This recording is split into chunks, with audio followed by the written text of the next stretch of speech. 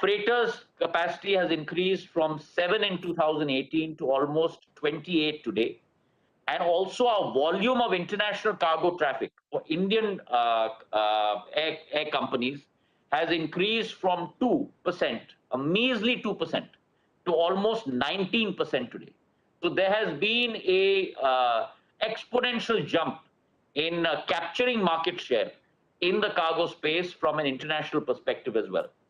And similarly is our effort to build policies for whether it is drones, helicopter policy, aircraft leasing, with the first 5 aircrafts being leased out of Gift City in Gujarat, the new drone policy, whether it's the new policy for MROs that I've announced, the new policy for flying training organizations, making scrapping royalty altogether, making lease rentals very economical, so that we can grow this area of FTOs. And we've given out by tender 8 new FTOs in 5 new airports as we speak. And so as important is the aircraft manufacturing sector. That was the one advisory group that I missed out. We've set up an advisory group for the aircraft manufacturing sector as well, where big companies like Boeing, Airbus, Sikorsky, Safran, all of these people are engaging with us to make sure that they invest in a greater manner in India. So our whole effort is to be able to surface that runway for the sector, for industry, so that we allow these budding sectors to also take off, and no pun intended. The final point that I'd like to make is that while we are doing this, we have tried to be also much more dynamic. And I think government in this new avatar under the leadership of Prime Minister Narendra Modi is much more fleet-footed, much more dynamic, and most important, the scope of listening, which was limited in the earlier governments, that has increased exponentially here. And let me give you an example of that. As you're aware, we released the UAS drone rules in March this year. And when we got feedback from industry that we need to liberalize it more, we need to make it much more expansive, much more get rid of all the red tape, we went back to the drawing board, and in a period of 5 months, came out with the new drone policy rules on the 25th of August of this year. And that really took out all the red tape out of the system, whether it was reducing the number of forms from 25 to 5, reducing the number of fees from 72 to 4, making sure that most of India was in the green zone. And that really brought about a tremendous amount of exponential reform in our outlook towards the drone policy. And if I may, this was purely driven by the Prime Minister, and it was his imperative, which all related line ministries were able to follow, without whose insistence this would have never seen the light of day. You have never seen a sector which has had a new policy being released, and within 3 weeks of that new policy being released, a new productivity-linked incentive scheme being released for that sector. And that's happened with the drone sector. We released the policy on the 25th of August, and around the 14th of September, literally 3 weeks after the new drone policy, we came out with a PLI scheme for drones, where an industry which is going through its nascency at a revenue of 60 crores, we put in place a PLI scheme 2x of the revenue, 120 crores in terms of revenue over the next 3 years, 120 crores in terms of incentive for over the next 3 years. So I think that's a landmark movement.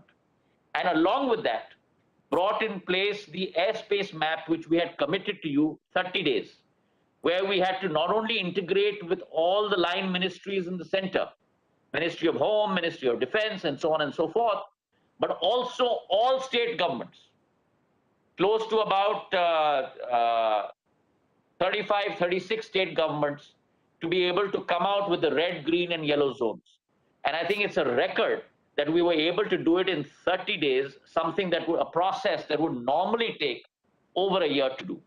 So I think this shows the alacrity with which government is moving, the fact that we are listening, we are consultative, we are iterative, and we come out with reforms and changes across the board, making it much more attractive for the private sector to step in.